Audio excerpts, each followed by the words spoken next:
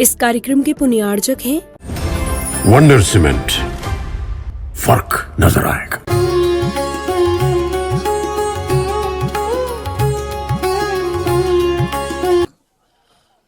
जय श्री ओम नमः सिद्धेभ्यः। सर्वमंगल मांगल्यम सर्वकल्याणकारकम प्रधानम सर्वधर्माणां जैनम जयतु शासनम। पंच परमेष्ठी भगवान की आचार्य श्री गुरुवर कुंद कुंद महाराज की, पूज्य गुरुदेव आचार्य श्री विद्यासागर महाराज की जय हो। बोलिए परम पुरुष निर्यापक श्रवण मुनि पुंगव श्री सुधासागर जी महाराज की, समस्त आचार्य संघ की।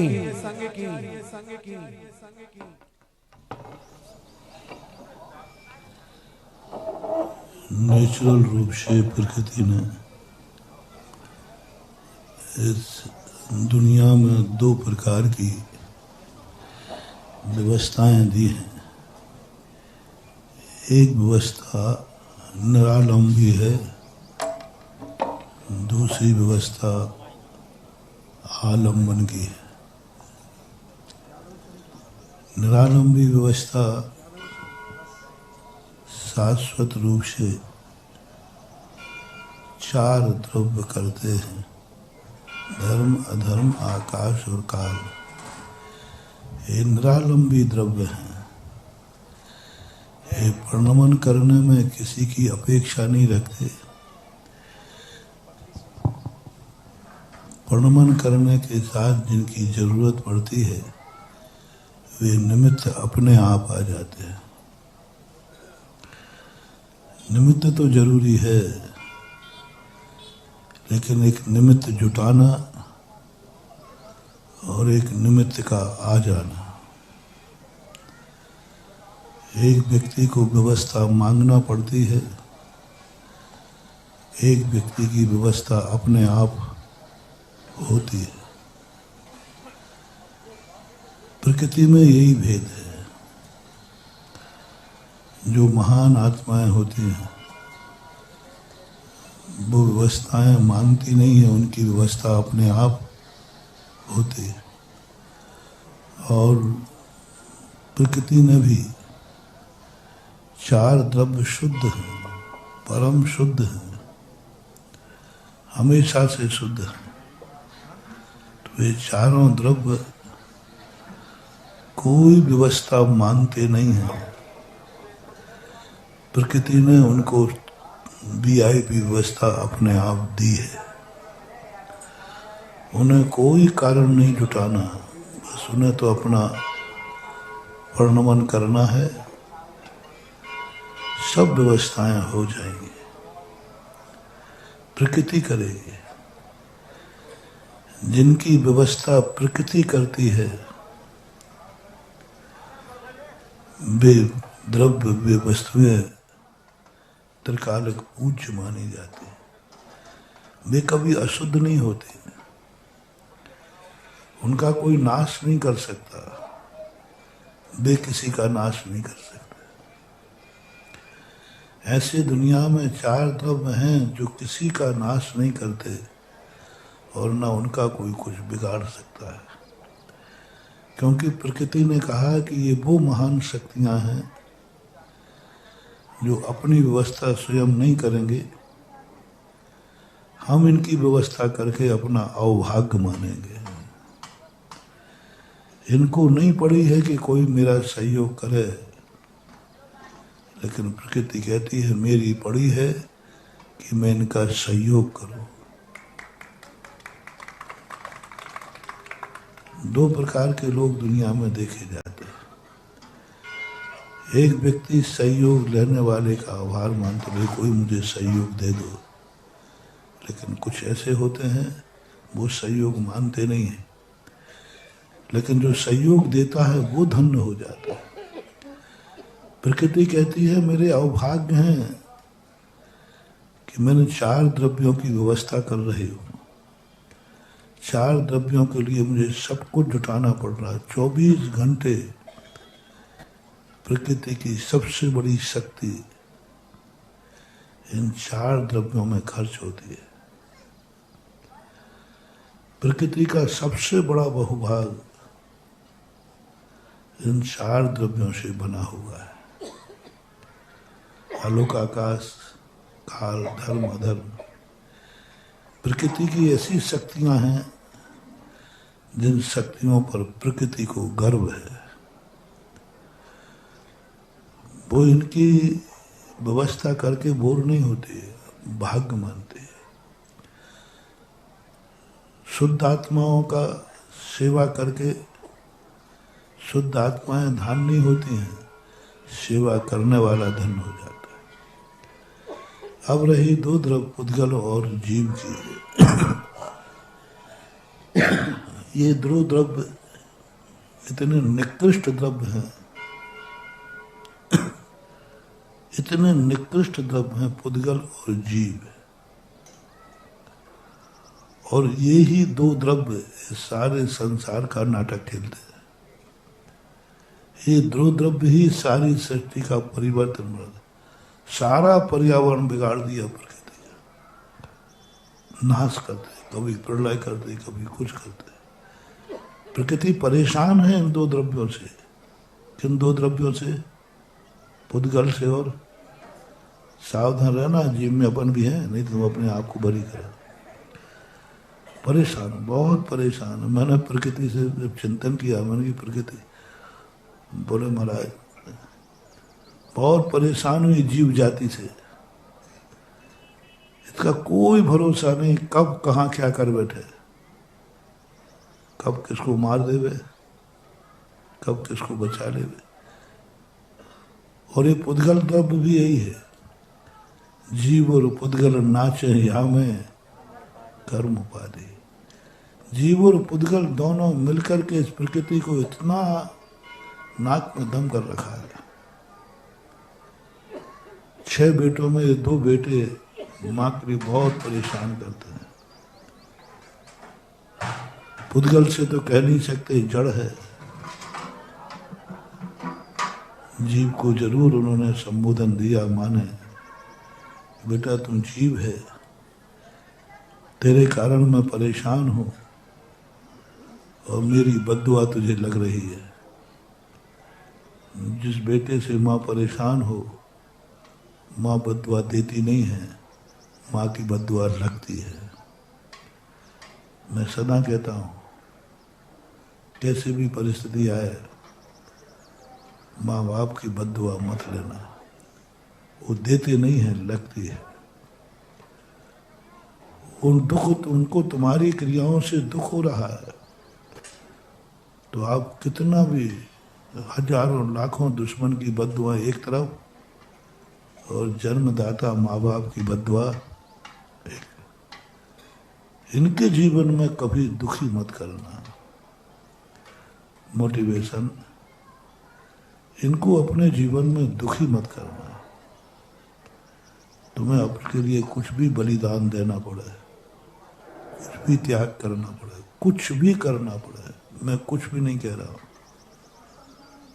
बस इनको कभी दुख मत देना, नहीं तो इनकी बद्दुआ तुम्हें जिंदगी में कभी सुखी नहीं रहने देगी।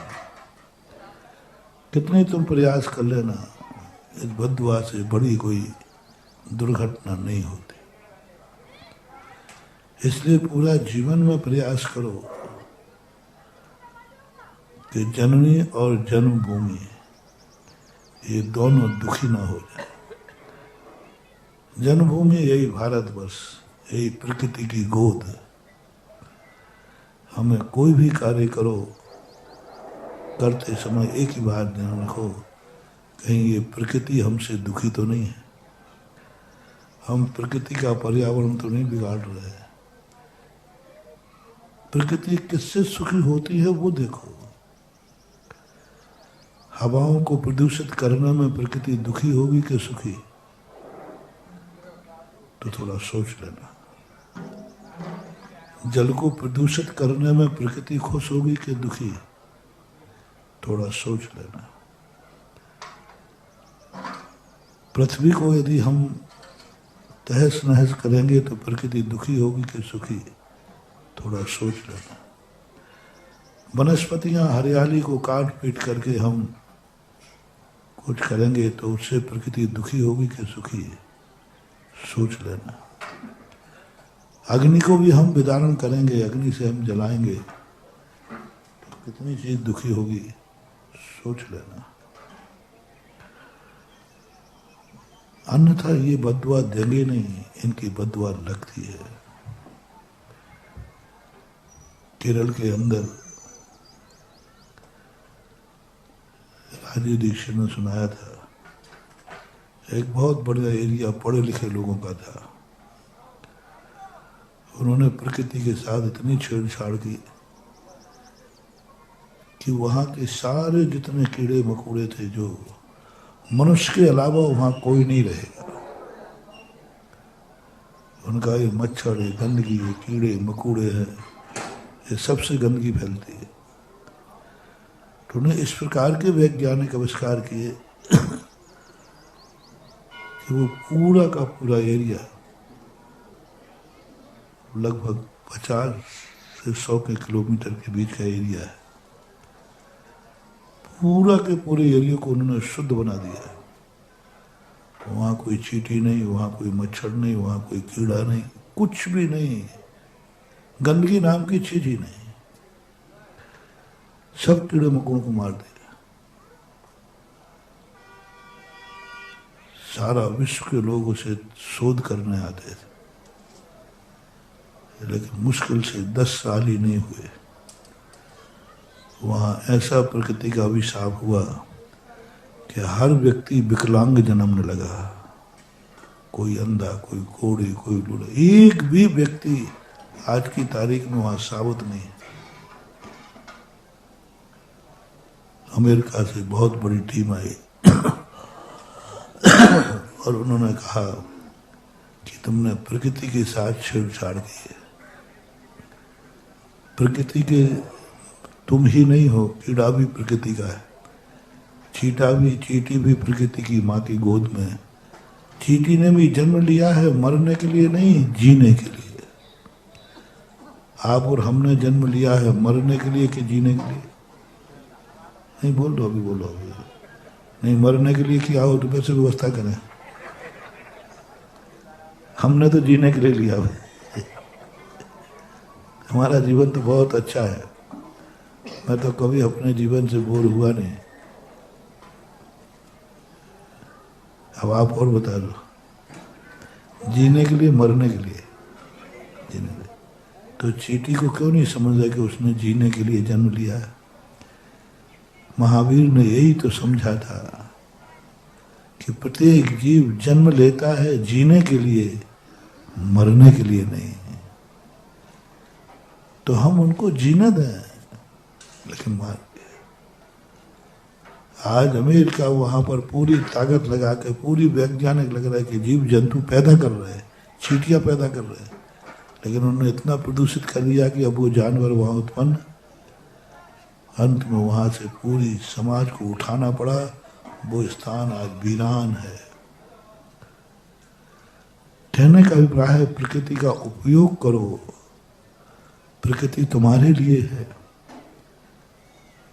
और यही विश्व बनाने के आज आदिनाथ जयंती है। ऋषभ देव, उनका काम नहीं था, उनका काम था अहिंसा, उनका काम था परमार्थ, उनका काम था धर्म। इससे जागरण तीर्थंकरों की कोई ड्यूटी नहीं है। संसार मिटे तो मिटे, बर्बाद हो तो हो, उनका काम मात्र धर्म और धर्मात्माओं के लिए मोक्ष का मार्ग बताना। मोक्ष मार्ग बताने के लिए ही होते हैं। लेकिन ऋषभ देव का इतना दूरदृष्टि थी,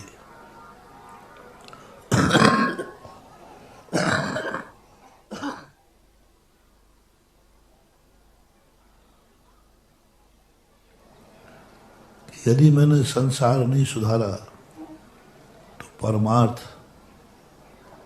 कितना भी शुद्ध रखेंगे वो शुद्ध नहीं हो पाएगा। मंदिर कितने भी शुद्ध हों,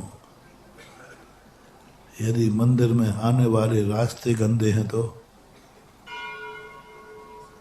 मंदिर कितना भी शुद्ध रख लो, उनसे आने वाले रास्ते यदि गंदे हैं तो मंदिर ज्यादा शुद्ध रहने वाला, और मंदिर में आने वाले गंदे हैं तो भगवान ही शुद्ध नहीं रह पाएगा। दो चीजों पर ऋषभदेव का सोच गया। मंदिर धर्म में आने वाले रास्ते गंदे हैं, क्योंकि मोक्ष मार्ग में आने वाला कोई भी मुमुक्षु ग्रस्त जीवन से आता है। मुनि का जन्म कोई अलग कंपनी में नहीं होता, मुनि का जन्म भी किसी ग्रस्त के यहीं होता है। तीर्थंकर भी किसी ग्रस्त के यहाँ जन्मते हैं। ग्रस्ती पहले है, मुनि बाद में। ग्रस्त धर्म पहले है, मुनि धर्म बाद में। गृहस्थी को अपनाए बिना आज तक किसी को मुनि पद नहीं मिला। देवताओं को क्यों मुनि पद नहीं मिलता? क्योंकि उनका जन्म किसी गृहस्थ के यहाँ नहीं होता, उनके माँ बाप नहीं होते। तो उन्होंने कहा कि नहीं, जब तक ये दोनों नहीं सुधरेंगे, हमें रास्ते सुधारना है और रास्ते पे आने वालों को सुधारना। इसके लिए भले हमें अपना प्रोटोकॉल अलग से तय करना पड़े तो करें। अनादिकाल से अनंत तीर्थंकर हो गए, असंख्यात तो मान ही लो हुंडा और सुरने के बीच में। एक भी तीर्थंकर ने संसार की चिंता नहीं की, काम ही नहीं, उनका प्रोटोकॉल ही नहीं। एक भी तीर्थंकर अवसर्पणी काल को हुंडा अवसर्पणी असंख्यात वर्षों में आती है। करने नहीं पड़ा तीर्थंकरों को, सब चीज पहले से व्यवस्थित होती है, सब चीज व्यवस्थाएं बनाते हैं। लेकिन हुंडा और सर्पणी काल के कारण तीर्थंकरों को वो कार्य करना पड़ा जो उनका कार्य नहीं था। लेकिन कभी कभी महान आत्माएं संसारी जीवों को उत्थान करने के लिए अपनी गरिमा छोड़ देते हैं। वैष्णव दर्शन में महाभारत को युद्ध रोकने के लिए दुर्योधन के सामने दूत बन गए थे महापचु। जैन दर्शन में पारसनाथ तीर्थंकर, जिनके मेरू पर्वत पर अभिषेक हुआ, इनका सौधर्म ने अभिषेक किया, इंद्राणी ने नमन कराया, उठा के ले गए। कितना बड़ा वैभवशाली तीर्थंकर एक नाग नागिन के लिए मनोरंजन करने जा रहे थे गंगा के तट पर। सावन का महीना था, गंगा में बाढ़ थी, अपने दोस्त यारों के साथ हाथी पर बैठ के जा रहे थे। लेकिन उन्होंने अपना ना पद देखा, ना मनोरंजन देखा, ना दोस्त यारों को देखा। नाग नागिन को जलते हुआ देखकर सारी मर्यादाएं भूल करके, सारा बड़प्पन भूल करके, और हाथी से कूदकर और नाग नागिन को बचाने चले गए। जिनको देखकर दुनिया मारती है, उनको देखकर हमारे प्रभु बचाने जा रहे हैं। सांप को देखकर क्या लगता है? मारो, और वो बचाने पहुंच गए। कैसी बात है, कैसी आत्माएं थी। अरे नाग नागिन जल रहे थे, वे तो वैसे ही दुष्ट होते नहीं। तीर्थंकर यही तो विशेषता है, वो अपने सामने किसी को मरने देना नहीं चाहते। अब मरना ही है वो बात अलग है, लेकिन प्रयास तो करते। ऋषभदेव ने भी यही किया। बोले कोई बात नहीं, मैं अपने प्रोटोकॉल में दोष लगाता हूँ, लेकिन जनता को गलत कार्य नहीं करने दूंगा, ये जनता का विनाश नहीं करने दूंगा, इस प्रकृति का अभिशाप नहीं लेने दूंगा। ये खाएंगे पिएंगे, सब कुछ करेंगे, सारे प्रकृति का वातावरण बिगाड़ देंगे। भूखा क्या नहीं करता, एक दूसरे को मार के खाएंगे। जानवरों को मारेंगे, भूख मिटाने के लिए कुछ भी करेंगे। ऋषभदेव की आत्मा हिल गई। ये करेंगे तो सही, भूख मिटाने के लिए कुछ भी, और प्रकृति इनसे इतनी रुष्ट हो जाएगी कि ये सब दुर्गति जाएंगे। पिछी लगाकर सिखाने वालों के तीर्थंकर तलवार चलाना सिखा रहे हैं, तलवार चलाना सिखा रहे हैं। तलवार जब भी चलती है कोई को मारती है, लेकिन ऋषभदेव ने जो सर्वश्रेष्ठ जाति थी, जो सर्वश्रेष्ठ ताकतवान थे, शक्तिमान थे, आचरण में शुद्ध थे, जिनका कुल शुद्ध था, जिनकी जाति शुद्ध थी, जिनके आचार विचार शुद्ध थे, जो हमेशा धर्मात्मा थे, जिनके जीवन में कोई व्यसन नहीं था, कोई बुराई नहीं थी, उनके लिए तलवार सिखाई, गुंडों के लिए नहीं, अराजक तत्वों के लिए नहीं, गलत लोगों के लिए नहीं, अच्छे लोग। बहुत बड़ी चीज है तलवार और अच्छे लोगों को, शस्त्र और अच्छे लोगों को। आज तो दुनिया में ये बन गया कि शस्त्र कौन रखते हैं, गुंडे मवाली। किसी के पास शस्त्र, अरे भैया वो गुंडा है। और ऋषभदेव ने कहा सबसे अच्छे लोग छांटो,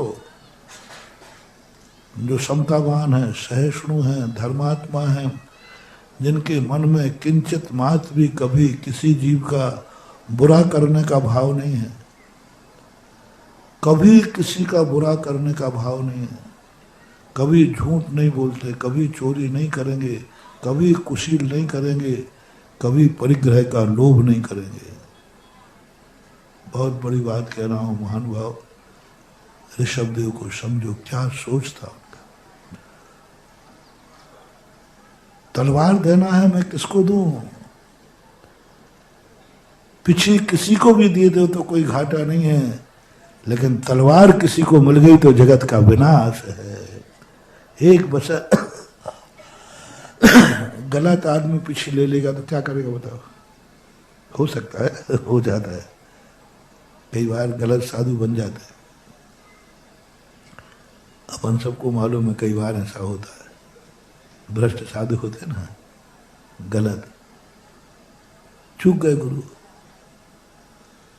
गलत लोगों को, बहुत गंदे लोगों को, पापी है, दुष्टी है, हिंसक है, झूठ है, चोरी है, पांचों पापों में लिप्त है।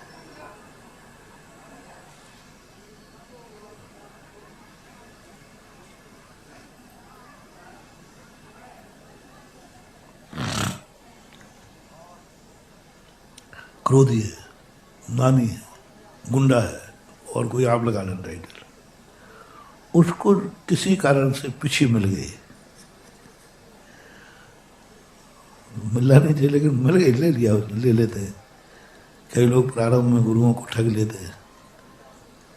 अब साधु गुरु तो गुरु होता है, करुणा करता है, नहीं पकड़ पाते और गलत लोग पीछे ले लेते हैं। बताओ, ले भी ली पीछे तो क्या करेगा, कितना नुकसान करेगा? हिंसक है तो पीछे मारेगा, किसके सिर फूटेंगे? गलत आदमी पीछे ले भी ले तो ज्यादा नुकसान नहीं, उसका तो नुकसान है ही, वो तो दुर्गति जाएगा ही जाएगा, लेकिन दुनिया का ज्यादा नुकसान। लेकिन गलत आदमी को तलवार मिल जाए तो बहुत बड़ी बात कह रहा हूँ महानुभाव। जब मैंने पूज्यवत जिनसेन स्वामी को 98 में पद्म महापुराण को पढ़ा, गोष्ठी थी, ऋषभदेव ये नहीं कह रहे कि पीछे देने वालों को ढूंढो, कौन अच्छे लोग हैं, किसको पीछे दी जाए।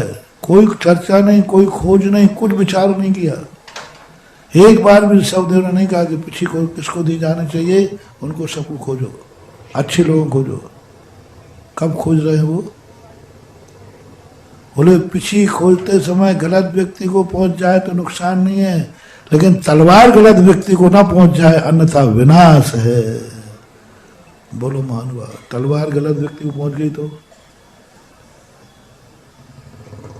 कौन बचेगा? कौन? नाश हो जाएगा। तो ऋषभदेव कहते नहीं, तलवार गलत व्यक्ति को ना पहुंच जाए। अच्छे व्यक्ति सोचो जो पंच पापों के त्याग हो, हिंसा में जिनकी आत्मा कांपती हो, झूठ बोलना वो अपना अभिशाप समझते हो, भूख को मर जाएंगे लेकिन चोरी करने का तो भाव, और कुशील नाम की चीज तो है ही नहीं उनमें।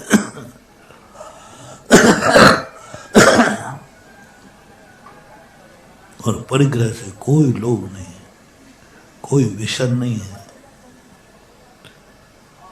छान के पानी पीते हैं, रात्रि का भोजन नहीं करते हैं, अभक्ष का सेवन नहीं करते। ऐसे व्यक्तियों को सर्वोच्च खोजो पूरे दुनिया के अंदर। ऐसे सर्वोच्च व्यक्तियों को खोज कर कहा तुम ये तलवार संभालो, मुझे विश्वास है यह तलवार से धर्म और धर्मात्मा की रक्षा करना।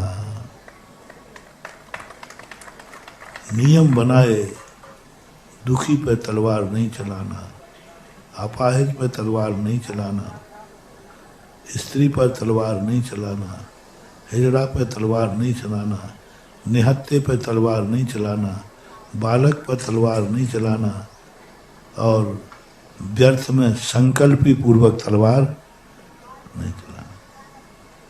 विरोधी हिंसा का उपदेश दिया तलवार के साथ। असी का उपदेश देते समय पूज्य जनसेन स्वामी महाराज ने क्या गजब की बात कही। सुनो तुम लोग, संकल्पी हिंसा, इस तलवार को कभी किसी पर चलाना नहीं। विरोधी हिंसा, जब कोई व्यक्ति धर्म और धर्मात्मा का नाश करे उस समय तुम तलवार का उपयोग कर लेना। तो सबसे अच्छी महाजन सज्जन, पंच पापों से मुक्त, व्यसनों से मुक्त कौन सी जाति मालूम है भारत में? जिस जाति में पूर्णतः मांसाहार वर्जित है, 2 नंबर में खाते उनकी नहीं कह रहा, आगम से, साथ से, परिवार से। विश्व में बहुत कम जातियां बची हैं जिनमें पारिवारिक रूप से मांसाहार का त्याग हो। पूरी जाति का मांसाहार का त्याग हो, पूरी जाति हैं। अभी 2 नंबर में खाते हैं वो बात अलग है, लेकिन कानूनन छूट, सामाजिक छूट, पारिवारिक छूट नहीं है। ऐसी जातियां हैं। उनमें एक जाति है जिसमें आपका जन्म हुआ, हमारा जन्म हुआ। आप बोलो ना वो जाति कौन है? जिनका वंश से ऐसा कौन व्यक्ति है दुनिया में बताओ, जैसे वंशानुगत मांसाहारी हो जैन में? अक्षय जी, ललितपुर में? तो ललितपुर में नहीं है तो जाओ दुनिया में कहीं नहीं है। क्योंकि ललितपुर वो चीज है यहाँ हर वैरायटी मिलती है।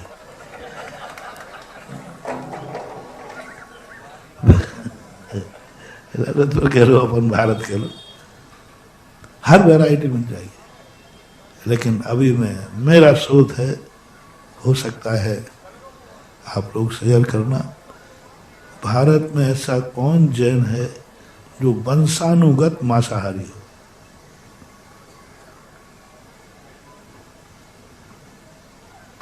और तुम्हारे अनिल जी सिर खुल जा रहे शायद हो तो था। मैं बोलता हूं तो इसका दिमाग जरूर चलता है कि महाराज की बात को काटना जरूर है। बाद में कह देता है महाराज जी आज ऐसी बात है, चलो बताओ भाई, कहीं मिला? नहीं मिला, मैंने भी खोजा। अपन सबके लिए अभी एक छूट है शाम तक की, खोज के लाओ कोई दिगंबर जैनी वंशानुगत मांसाहारी हो, कहीं रिकॉर्ड भारत का भी कहीं का। और ध्यान रखना, जो एक शहर का है वही सारे शहर का। हंडी के पूरे चावल नहीं देखना। ललितपुर की जैन समाज को तो अपन जानते हैं ना, वंशानुगत मांसाहारी, वंशानुगत शराबी। एक आध पीढ़ी नहीं, एक आध पीढ़ी हो सकता है कि बाप पीता था तो बेटा पी रहा है, वंशानुगत नहीं। वंशानुगत जुआड़ी, वंशानुगत व्यसनी, वंशानुगत हिंसा झूठ करने वाले नहीं मिलेंगे। तो सबसे बड़ा उपदेश छांट करके लोगों ने, आचार्य भगवान ने रखा था कि ये तलवार जैनियों को दी जाए। सबसे पहले तलवार का उपदेश जैनी को दिया था,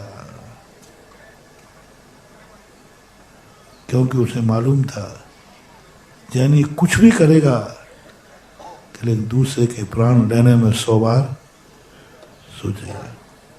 इसका प्रमाण पत्र मुझे एक मुख्यमंत्री जी थे, एक गांव में कॉलोनी में मैं गया जयपुर में, तो वहाँ के एक जैन बंधु थे, वो एसपी थे, और मेरा वहाँ जाना हुआ।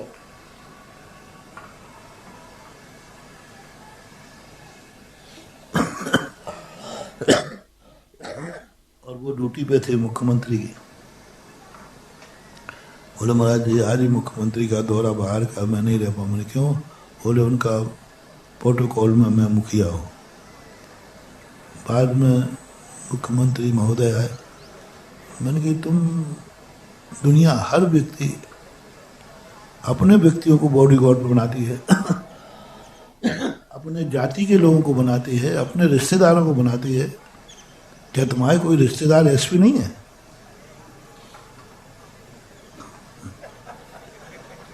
अब मुख्यमंत्री जी मेरे मुंह लगे हुए थे। मैंने कहा कोई रिश्तेदार नहीं है, कोई क्या कुटुंब में नहीं है कोई?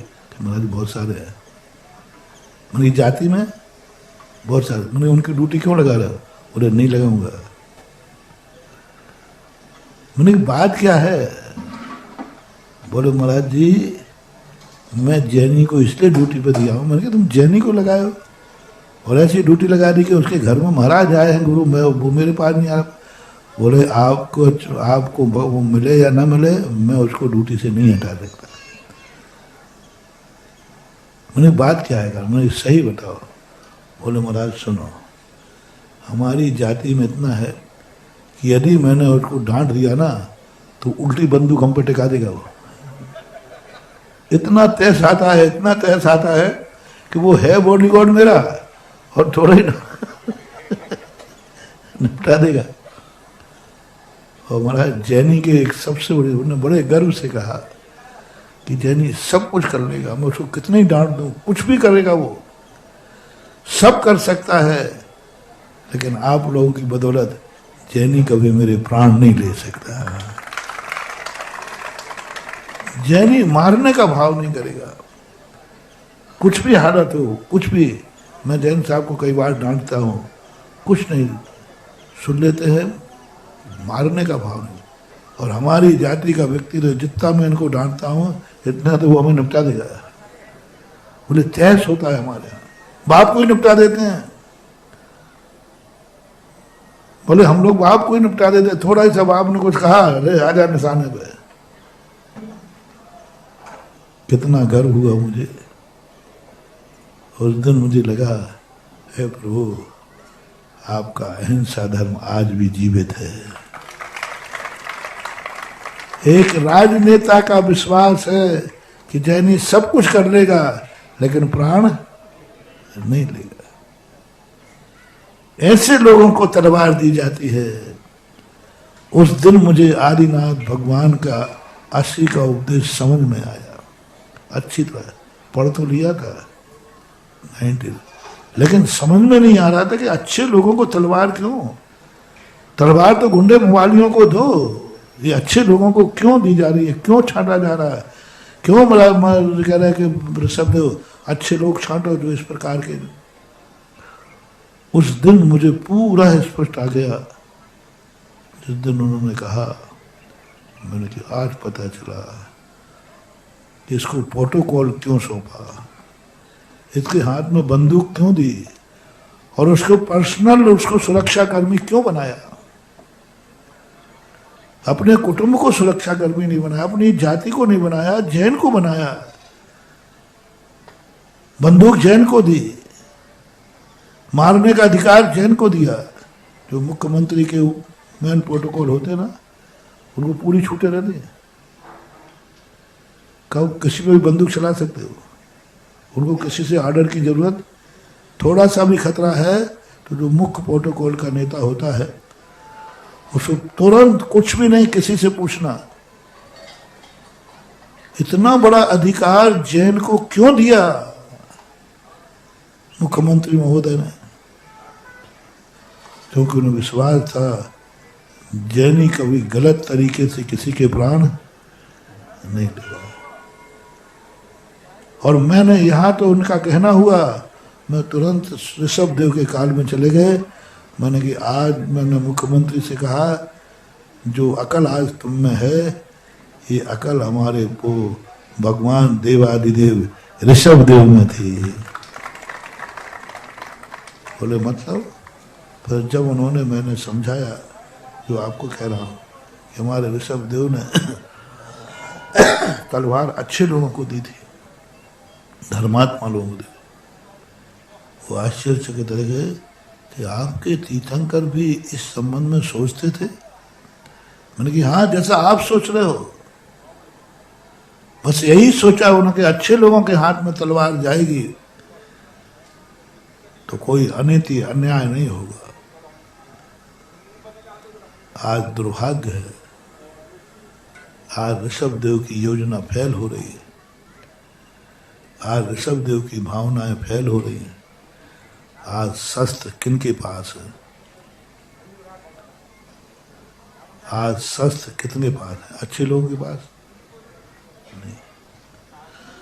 आज शस्त्र गंदे लोगों के पास है,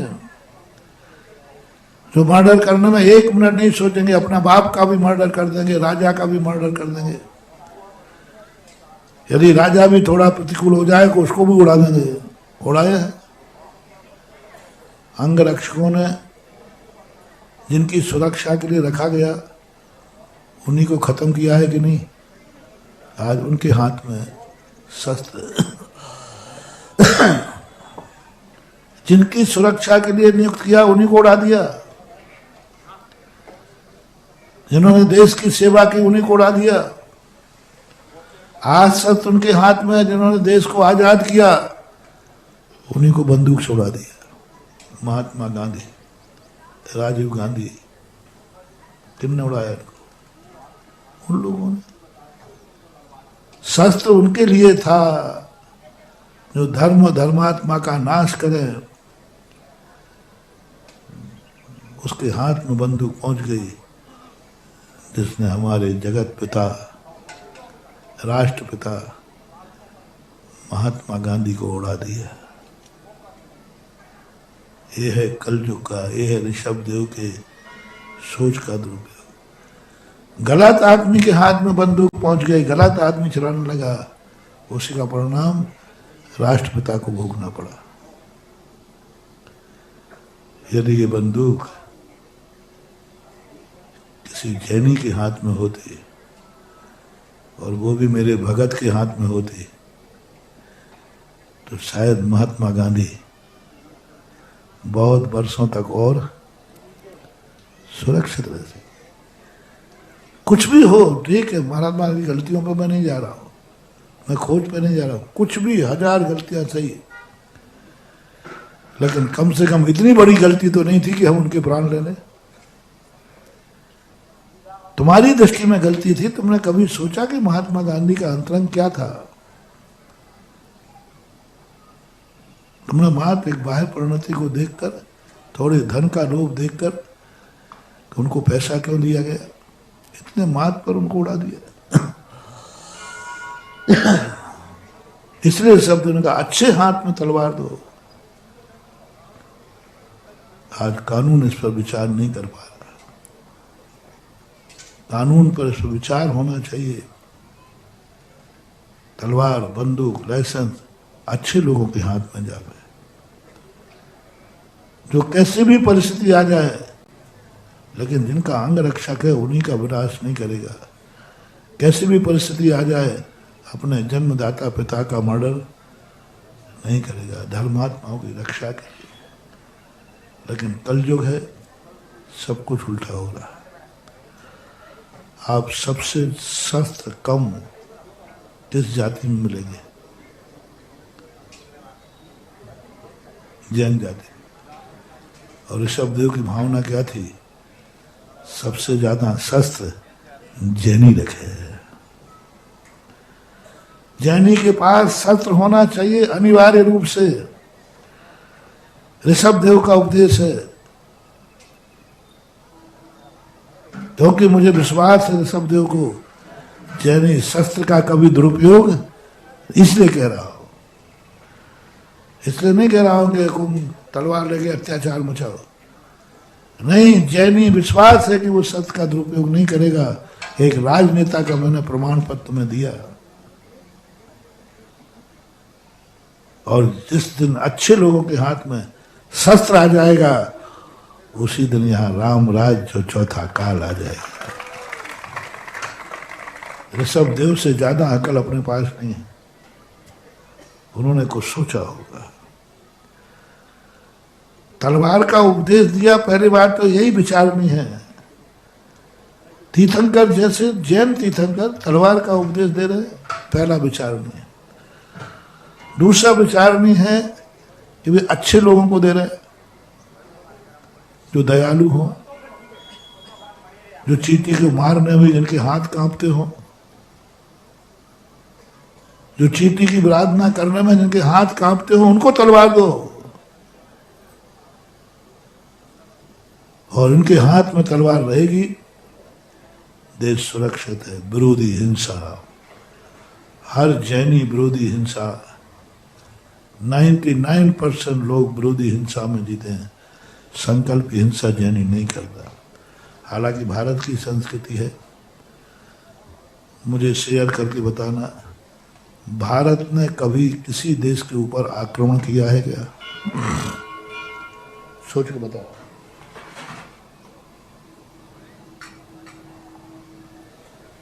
कभी किया है क्या? पाकिस्तान पर भी सही, कभी अपनी तरफ से आक्रमण किया है क्या? 1947 से तो अपन देख रहे हैं। और भारतीय राजाओं ने भी देखा, भारत ने कभी किसी ने आक्रमण नहीं किया किसी पर। लेकिन सामने वाले ने आक्रमण किया है तो उसके जरूर दांत खट्टे किए हैं। ये ऋषभदेव की छूट, विरोधी हिंसा की छूट है। यदि सामने वाला संकल्प ही नहीं, आप चला करके युद्ध नहीं छोड़ोगे, सामने वाला युद्ध छेड़ रहा है तो पीछे हटने की जरूरत नहीं है। आज भी जैनियों में है ये। जैनी अपनी तरफ से कभी लड़ाई नहीं करता, आज भी है।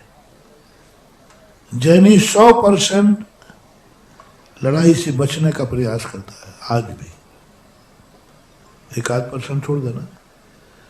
99% जैनी लड़ाई से बचने का प्रयास करता है। सबसे कम FIR दीवानगी की किस जाति की है? मैं जब जेल में प्रवचन करने जाता हूं, सबसे पहले ये पूछता हूं, जेलर साहब पहले से बताओ जैनी कौन है? पहले तो मैं उसी को निपटाऊंगा। सब कार्यों में जैनी जेल में मिले, धंधे पानी में, दुनिया में, लेकिन किसी को मारने में, सिर फोड़ने में, झगड़ा करने वाले जैनियों की संख्या नगण्य है। पिट जाएगा तो भी क्षमा मांग लेगा, पिट जाएगा तो भी वो रिपोर्ट लिखाने नहीं जाएगा। अभी सिरोंजी में एक जगोरा का बच्चा था, दांत तोड़ दिया। इधर रथ की फेरी चल रही है, उसका दांत तोड़ दिया। जिसने भी तोड़ा है एक दिन देखना उसका क्या होगा, मैं अपने मुंह से नहीं कह रहा हूं। भगवान रथ में जा रहे हैं और तुम उसको थप्पड़ मार रहे हो। छोटा सा बच्चा था और ललितपुर का गुंडा था कि नहीं, मैं तो बोल रहा हूं। सुंदर जिसने किया है डायरी में नोट कर लेना। ऐसा निधत्त ने काचित कर्म दिया है, उसको तो आशीर्वाद मिल ही गया। उसको तो 2 लोगों ने बचा लिया। तेरा जब खून खराबा होगा 108 नंबर भी तेरे पास तक नहीं पहुंचेगी, क्योंकि ये कर्म तूने कब बांधा है? भगवान की फेरी, त्रिलोकीनाथ का। अरे कुछ भी हो जाता, तू बड़ा था। क्षमा बड़न को। और देखना उस बच्चे की बादशाह का बाप मेरे पास आया। मैंने कहा अच्छा इतनी हिम्मत इसकी ऐसा। तो मैंने खुद कहा जा FIR लिखा दे, FIR लिखा दे, फिर बाद में कमेटी निपटेगी। मैंने खुद कह दिया कि हाँ FIR लिखा दे, क्योंकि उसका देख करके, दया देख करके दांत टूट गया, खून आ रहा था। पुलिस से कह दिया ये लिखा है, तुरंत उसको पकड़ लेना। आज मुझे उसके पिताजी हाथ जोड़ के कहते महाराज जी अब दांत टूट गया तो दूसरा लगवा लेंगे, हम FIR तो नहीं लिखाएंगे। ऐसे महोत्सव में आपके सामने मेरे पैर पड़ लिए, बोले महाराज जी आप जैसे गुरु को पाकर, आप रथ के महोत्सव के दिन यदि मैं पिट भी गया हूं तो मेरे अवभाग्य में FIR तो नहीं लिखाऊंगा। ये है सच्चा जैनी, ये है जैनी। वो जीत गया, तो मार करके हार गए और वो पिट करके भी जीत गया। भगवान का आशीर्वाद, गुरु का आशीर्वाद उसे मिल चुका। वो अमर हो गया, वो अजय हो गया। वो एक दांत में उसकी सारी जिंदगी अमर हो गई। अकाल मौत से बच गया वो। इतने वरदान उसको मिल चुके हैं। लेकिन तू अपने 32 सुरक्षित कर लेना। उसका कितना गया? ये है हमारे जैनी। लड़ने से डरते हैं, झगड़ने से डरते हैं। जो लड़ने झगड़ने से डरता है उसी को तलवार दी जाती है।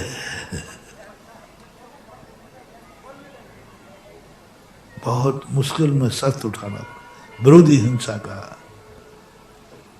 ये ऋषभ देव का सूत्र था। तो मैं तो यही कहूंगा, अच्छी समाज तुम्हारी समाज है तो इस समाज के पास शस्त्र होना चाहिए। जो अच्छे व्यक्ति हैं, जो गंदे व्यक्ति हैं वे नहीं रखें, जो अच्छे व्यक्ति हैं वो रखें। अपने अक्षय टड़ैया अच्छे आदमी हैं कि बुरे आदमी? आज क्यों ना इन्हीं को भेंट की जाए। आदिनाथ भगवान की तरफ से शस्त्र। और मुझे विश्वास है कि शायद जिंदगी में वो तलवार को जंग लग जाएगी और निकालेगी नहीं। लेकिन एक शस्त्र की बात बता रहा हूं। जैन धर्म बहुत हिंसा में हिंसा, तलवार में हिंसा, तलवार में धर्म कहाँ शब्द हो। पिछी में धर्म तो समझ में आता है, लेकिन तलवार में धर्म। हिंसा से हिंसा, हिंसा से हिंसा। और पहला उपदेश दिया। दूसरे नंबर के लोग थे, उनको मसी व्यवस्था दी गई, जैसे आप लोग मंत्री कहते हैं। वो समाज की व्यवस्थाएं बनाए, समाज को तलवार तक मौका न लाने दें, उसके पहले ही समझाएं, अच्छे संस्कार दें, जैसे आप मंत्री कहते हैं। ये जैनियों के लिए पहला, क्षत्रिय के 2 कर्म दिए गए। और फिर तीसरे नंबर पे आए, बोले यदि ये ना कर सके तो उन्होंने कहा इनको खेती करना सिखाओ। आज खेती करना तुम लोग पाप समझते हो। कितने लोगों ने बैलों की दलील दे करके ट्रैक्टर से खेती करो, हिंसा कम होती है, बैल को कष्ट होता है। अरे बैल को कष्ट होता ये सब देव बैल को जोतने की नहीं कहते। नहीं कहते। बैल जब तक सुरक्षित थे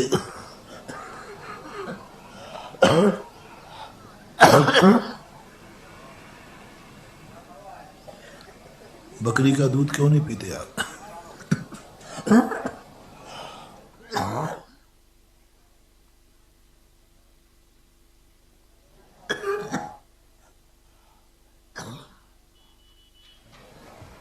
जैनियों को बकरी के दूध की क्या मनाही है?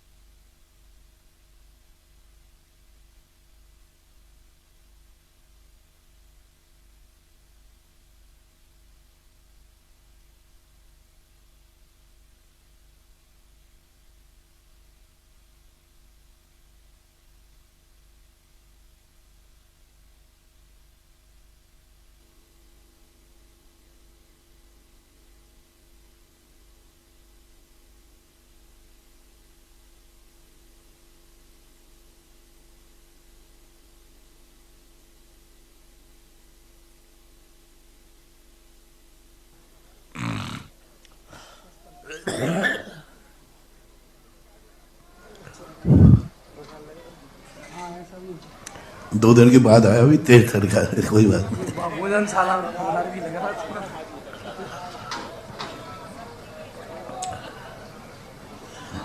थोड़ी देर और है। बकरी का दूध क्यों नहीं पीते थे? शुद्ध दूध है, निषेध नहीं है, लेकिन मूल कारण है कि बकरी का बकरा नियम से कटता ही है।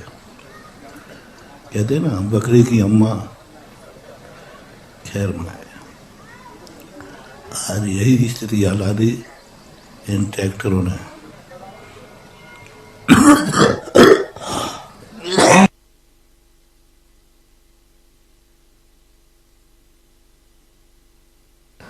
आज सारे बैल, हर व्यक्ति को गाय पालने की कह रहा हूं, एक प्रश्न कर देता है, हमारी गाय हम पालने को तैयार हैं,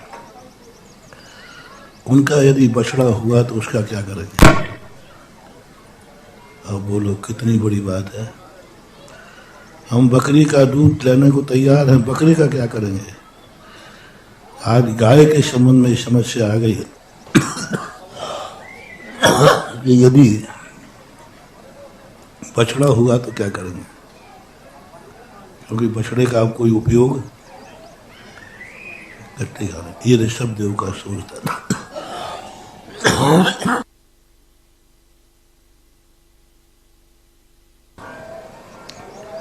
यदि बैलों को बचाना है, सारे हिंदुस्तान से कह रहा हूं, आरएसएस वालों से कह रहा हूं, बजरंग दल वालों से कह रहा हूं, हिंदुओं से कह रहा हूं,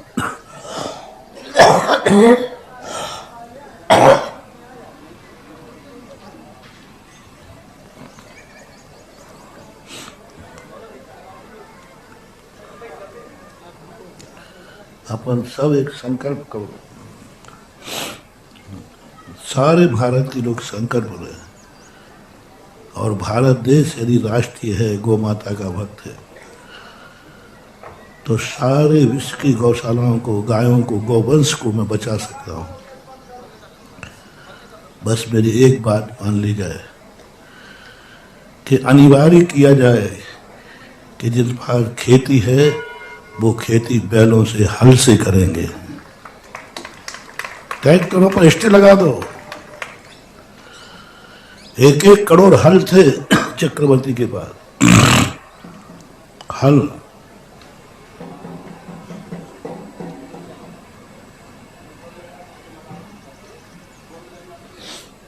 एक करोड़ हल होंगे तो बैल कितने हो गए भाई? 2 करोड़ हल थे उनके पास। ऋषभ देव ने, उनके बेटे ने, हल रखो, बैलों को बचाओ। हर किसान के लिए अनिवार्य कर दिया जाए कि टैग खेती करोगे तो बैलों से करोगे। और हर जैनी के लिए, हर व्यक्ति के लिए, तुम्हारे पास कितनी गाड़ियां हो, हर व्यक्ति को अनिवार्य गाड़ी का लाइसेंस उसी को मिलेगा जिसके घर में एक बैलगाड़ी होगी। घूमने के लिए, वो गिड्डी चलती थी घूमने के लिए, जैसे आपका स्कूटर चलता ना, छकड़ा, 2-3 व्यक्ति बैठ पाते, ज्यादा नहीं उसमें। बड़ी मजेदार दौड़ती थी, हमें उसका मजा एक अलग ही था। छोटी सी होती थी, आगे 2 बैल रहते थे और घूमने के लिए जाते थे। वो कर दिया जाए तो आज भी गौवंश बच जाएगा। अन्यथा कितनी गौशालाओं में रखोगे? हजारों बछड़े हो गए गौशालाओं में, क्या करोगे उनको रख करके? और उनको जिस ढंग से तुम रखते हो वो तुम खुद जानते हो उनकी कितनी वेदनाएं हैं। आज ऋषभ देव याद आता है। ऋषभ देव ने इसी वंश को बचाने के लिए अपना प्रोटोकॉल छोड़ करके और तुम्हें खेती का उपदेश दिया था, बैल को बचाने के लिए, कि गाय बचेगी, बैल बचेगा। और लोग गायों के बछड़े पैदा करेंगे तो कोई सब नहीं, सब काम आते थे। इस विज्ञान ने गौ के हत्यारा है। ये विज्ञान गौवंश का हत्यारा है। विज्ञान जैसे ऋषभ देव ने बचाने का लिए उपक्रम किए थे, आज उसने सब खत्म कर दिए और आज गौवंश कट रहा है। सबसे बड़ी समस्या है, अब तो गाय का दूध लेने में विकल्प आने लगा कि इसके बछड़े का क्या होगा। बहुत बड़ी सोच थी। आज लोग हाथियों का उपयोग बंद कर दिया। ये हाथी सब कट जाएंगे। जिंदा हाथी लाख का, मरा 1.25 लाख का, ये कहानी है। ऋषभ देव ने हाथियों पे बैठना सिखाया कि वो नहीं जानते थे हाथी को कष्ट होता है। उन्होंने कहा नहीं, ये सब मार डालेंगे हाथी को बैठने के लिए। मैं तो कहता हूं हर महोत्सव में अनिवार्य कर दिया जाए कि हाथी को जरूर बुलाया जाएगा। बिना हाथी के महोत्सव नहीं होना चाहिए। तुम कहते हो हाथी को कष्ट होता है, कुछ नहीं होता है। बैल को कष्ट होता है, आप किसान बैल को छोड़ देता है, लौट के कहाँ आ जाता है? क्यों? जहां किसी को कष्ट होगा वहां लौट के आएगा। बैल भी जानता है, किसान बैल को मारता है, बेटे के समान मारता भी है, फिर उसे सानी भी खिलाता है, बिनोला खिलाता है, पुचकारता भी है। किसान बेटे के समान उसको मार रहा है। बेटे के समान मारना ये दुष्ट नहीं है, उसको सही ठिकाने पर लाने कोई बाधा नहीं। कोई बैल को कष्ट नहीं होता। बैल को कष्ट होता तो तुम काबू में नहीं पा सकते, भाग जाएगा, लौट के कभी नहीं आएगा। हाथी को कष्ट होगा तो देख लीजिए वो भागता नहीं, कुछ नहीं है। बहुत हाथियों को बंद कर दिया आपने महोत्सव में लाने से। हाथी पे बैठने से हिंसा होती है, हिंसा होती है। और गाड़ियों में बैठ के नहीं हो रही। हाथी पे बैठने से हाथी को कष्ट ही हो रहा है। गाड़ी में तो जिससे टकरा जाए उसका घोड़े पे तांगे में बैठ के जाते थे। आज तो गाड़ी निकल जाए तो बचने वाला नहीं है, घोड़े से कम घोड़ा बचा तो है। ये पशु पालन का उपदेश ऋषभदेव ने दिया था। घोड़े को पालो, सवारी करो, घूमने जाओ, सब तुम्हारे शौक पूरे करो, घोड़े को पालो। हाथी को रखो। महोत्सव में क्यों हाथी बुलाने की बात कही? अरे तुम आज की बात कर रहे हो, हाथी बैठने में कष्ट होता है। आपके तीर्थंकर पारसनाथ अपने दोस्तों के साथ घूमने जा रहे थे, किस पर बैठकर? तुम्हारी नहीं कर रहा हूं, ऋषभ पारसनाथ की, वो तो महान करुणावान थे। हाथी पर बैठ करके जा रहे थे, क्या उनको नहीं मालूम कि हाथी को कष्ट हो रहा है? हाथी पर बैठ के जा रहे थे वो पारसनाथ, इतने करुणावान कि सांप पे भी दया कर रहे और बैठे काय पे है? हाथी पर बैठे नहीं थे वो, हाथी को बचा रहे थे, जिंदगी का दान दे रहे थे। क्योंकि जिस वस्तु का उपयोग होता है वह वस्तु संसार में सुरक्षित रहती है। पशुपालन का उपदेश जो कृषि के माध्यम से ऋषभदेव ने दिया, यदि आज भी होता तो बहुत बड़ी कृषि, व्यापार से बड़ी कृषि। हर जैनी के लिए कम से कम तलवार नहीं ले सकते हैं तो जैनी के पास खेती जरूर होना चाहिए। आगम से विरुद्ध नहीं है।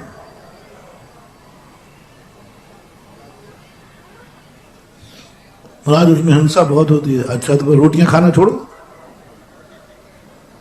क्योंकि रोटी आएगी तो कहीं ना कहीं, बल्कि तुम करोगे तो बहुत अच्छे से करोगे। कीड़े मार दवाई नहीं डालोगे, हिंसक दवाई नहीं डालोगे, बहुत अच्छे। एक भी जैनी नहीं होना चाहिए जिसके पास खेत ना हो, और ये हो जाए तो मजा आ जाए कि घर की खेती हो, घर का अनाज आएगा, ना जाने तुम कितनी बीमारियों से बच जाओगे।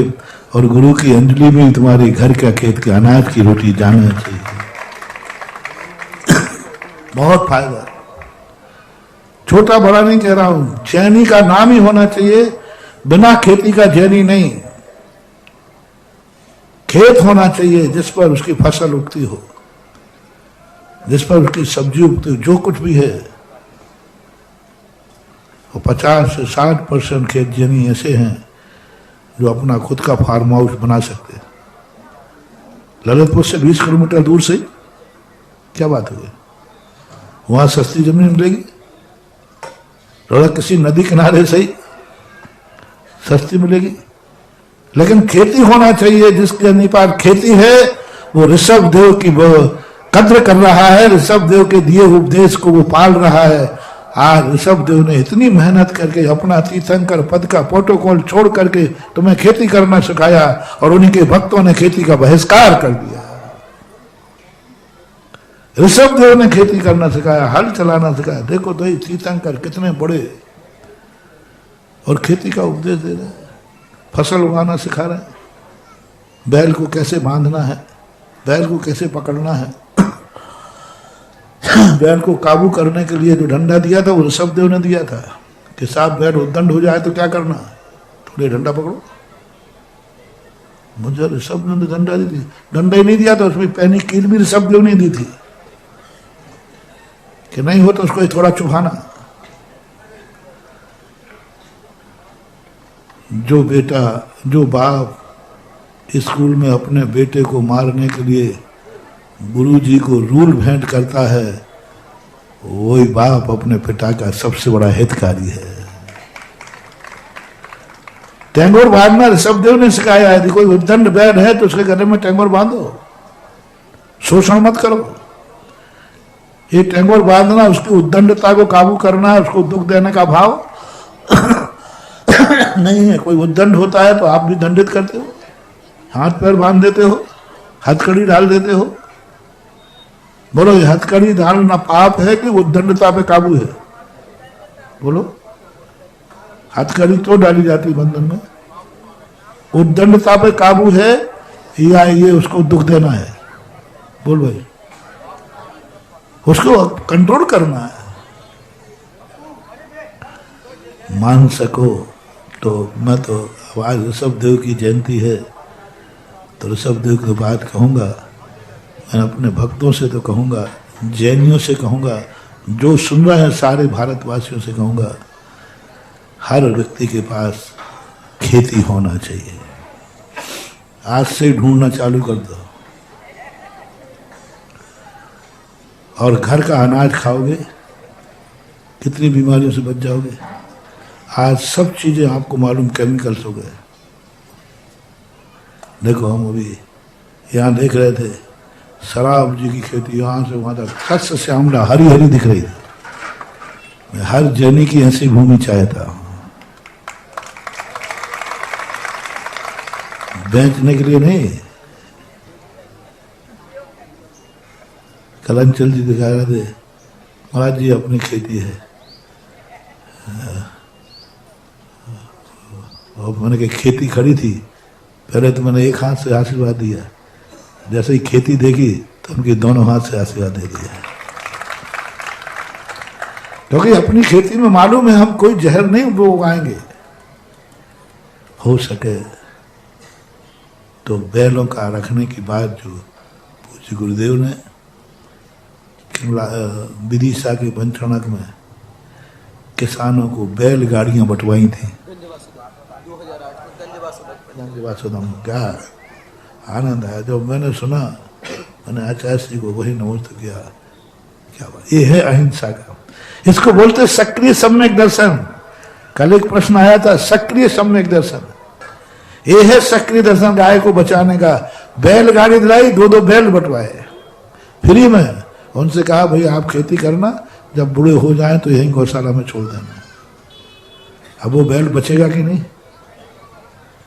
और सबसे बड़ा ऋषभदेव अवध ज्ञानी है, चाहे एक सम्यक दृष्टि है, वो तो गलत नहीं कर सकते।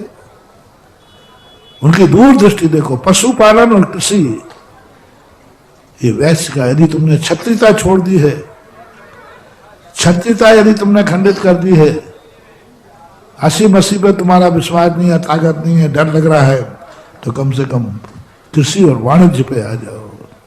पहला कृषि, पूज्य शांति सागर महाराज ने, कृषि करो या ऋषि बनो। जिन जिन जैनियों के पास कृषि है वो हैं, जिन जिन के पास कृषि नहीं खरीद सकते वे आ जाए, ऋषि बने। या तो पिछी कमंडल ले लो, नहीं तो खेती। ये बढ़िया, बहुत अच्छा भाग है मामला से। अब चिंता नहीं करना, पहले तो हमें भेजना पड़ता था, अब तो मैं यही निपटा दूंगा तुम्हें। पहले तो हमें गुरु जी को, पहले तो हमें कहते थे जिन को मुनि बनना है, हाँ मैं गुरु जी के पास रिजर्वेशन भेजता हूँ। अब तो हमारे गुरु जी ने हमें को अधिकार दे दिया, अब तो मैं यही निपटा दूंगा तुम्हें। ऋषि बनो या कृषि करो, ये पूज्य शांति सागर महाराज का नारा था। कृषि बनो, ऋषि बनो या कृषि करो। फिर चौथे नंबर पर उन्होंने वाणिज्य का उपदेश दिया था कि वाणिज्य के संबंध में व्यापार करने का उपदेश भी वैश्य को दिया था। शिल्प का उपदेश जो दिया वो शूद्रों को दिया था, तुम्हारे लिए नहीं। आज जैनी शिल्प पे उतर आया, आज जैनी शिल्प पे उतर आया। आज जैनी निर्माण पर उतर आया। जैनी को निर्माण करने का अधिकार नहीं है, निर्मित वस्तु को बेचने का अधिकार है। निर्मित वस्तुओं को व्यापार करने का अधिकार है, बनाने का अधिकार नहीं था। बनाने का अधिकार तो शिल्प को था। कोई भी चीज बनी हुई आप बेच सकते हैं, आप मटके बने हुए बेच सकते, बना नहीं सकते। जो जो चीजें बनती हैं बनाने का अधिकार जैनियों को नहीं था, वो तो शूद्रों को था। तीसरी जाति जो तीसरा वर्ण उन्होंने स्थापित किया था, उनके लिए शिल्प था। तुम हर चीज बनाओगे लेकिन व्यापार जैनी करेगा। तो चाहे कपड़ा हो, चाहे लोहा हो, कोई भी चीज हो, सोना चांदी भी हो, आप सोना चांदी बेच सकते हैं, आप कपड़ा बेच सकते हैं, आप और भी प्रोडक्ट जो है जितने हैं आप बेच सकते हैं। लेकिन बनाने का अधिकार विद्या शिल्प जो उन्होंने तीसरे वर्ण को दी थी, इस प्रकार का ये षट कर्म का उपदेश दिया था। आज जिस प्रांगण में अपन बैठे हैं, ये इनके पूर्वजों ने जैसे भी किया, इतना बड़ा फार्म हाउस, इतनी बड़ी खेती, मैंने जो कहा ना, हर जैनी के पास इतनी बड़ी खेती हो, लेकिन पूरी सुनना, लेकिन जितना बड़ा हिस्सा इन्होंने हमारे कहने पर पंचायत को दिया है, उतना शेयर मेरा होगा। है ना, मेरा है ना, भगवान का। भगवान हम एक ही पार्टी के, वो मेरे पिता है, मैं उनका बेटा हूं, कोई बात नहीं चल रहा।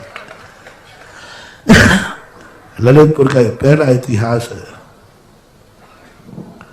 किसी सेठ ने इतनी बड़ी जमीन, इतनी नहीं है, वो पेड़ दिख रहा है वहां तक, अभी वहां तक की जमीन दान, बहुत पीछे पेड़ दिख रहा है ना, बहुत बड़ा पेड़ लगा है, अभी उठ के बाद में देख लेना।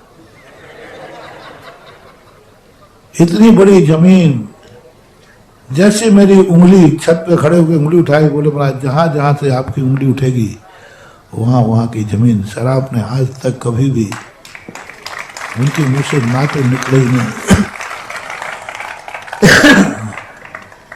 मैं पूछना चाहता हूं, दोनों पुराने नए अध्यक्ष बैठे हैं, आज तक इतना बड़ा दान ललितपुर में किसने दिया?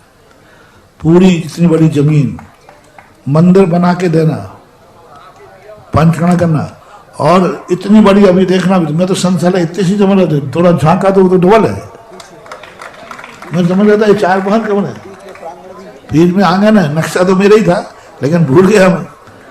और फिर अभी ये और है, ये कह रहा महाराज आप तो आशीर्वाद दो, इसको डबल और करना है। ये देखो, एक उत्साह होता है, भावना होता है। पैसा तो सबके पास होता है, जमीन भी होती है, लेकिन एक एक इंच देने में। और सबसे बड़ी चीज, विद्यालय को जमीन दी और पूरा विद्यालय बना करके समाज को देंगे। किसी कारण से वो नाप तोल का रुका है, जमीन भी दे रहे हैं। अब बताओ कितनी जमीन हो गई है, वो पेड़ तक की, और विद्यालय की जमीन दे रहा। विद्यालय आगे रास्ते में पड़ा था, इसी से लगा हुआ, पूरी जमीन बिल्डिंग बना करके, और अपने कब्जे में नहीं रखी। स्वयं नहीं कहा कि मुझे ट्रस्टी बनाओ, नहीं, सकल दिगंबर जैन पंचायत को समर्पित कर दिए। शायद लिखा पढ़ी भी होगी, रजिस्ट्री भी हो गई। ये है दान। क्यों नहीं फलेंगे फूलेंगे? आज जिन्होंने इतनी जमीन दी है, एक दिन इतने बड़े नहीं, भवांतरों में तो ना जाने कितने बड़े जमींदार बनेंगे, भूपालक बनेंगे। ऐसे ही तो दान देने की बनती है। उस समय तो कुछ नहीं लग रहा था, ये जंगल था। अब धीरे धीरे देखना, यही जमीन, इतनी जमीन लेना, बहुत बड़ी समर्पित करना, और मंदिर भी क्या शान से बनाया। धर्मशाला भी बताते, लोग कह रहे थे महाराज जी आप अभी आप कमरे में जाना, 7 स्टार है। अभी मैंने देखा नहीं, लोग कह रहे हैं बहुत बढ़िया, दिल लगा के बनाया। और उनकी एक ही तमन्ना थी, पर 1 घंटे को सही, बस आपका पदार्पण हो जाए, और फिर मैं कोई विकल्प नहीं। इनकी मेहनत और लगन के कारण से 1 घंटे नहीं, 1 दिन नहीं, मैं एक दिन रास्ते में कहीं गंवाने के मूड में था, फिर मैंने कहा नहीं, ऐसे दानी की भावनाओं के लिए एक दिन मिलना चाहिए जिस व्यक्ति ने ललितपुर के इतना बड़ा इतिहास रहा है अभी तक, ये पहला इतिहास स्वर्णाक्षरों में लिखने लग गया। दान ये बड़े बड़े दान दिए, इसमें कोई संदेह नहीं है, दान, लेकिन एक साथ इतना समर्पण करना और जमीन दे देना सरल है, लेकिन बना करके देना और अपना कोई महमत नहीं रखना, कोई बोल नहीं रखना, सब समाज का, पंचायत का है, बहुत बड़ी चीज है। अभी एक बहुत बड़ा दान और घोषणा करने की स्थिति थी, वो बाद में बताएंगे। वो पंचायत ले ले तो ठीक, नहीं तो वो खुद उसके बदले में जो राशि आएगी वो भी समाज को समर्पित करने वाले हैं। तो ऐसा दान का भाव होता है, पूरे परिवार के लिए, सबके लिए आशीर्वाद और समाज के लिए भी आशीर्वाद। और आदिनाथ जी की जो बातें कही थोड़ी थोड़ी समझ में आई, आ गई हो तो अच्छा है, मेरा काम कहना था। महावीर भगवान की, बोलो आदिनाथ भगवान की।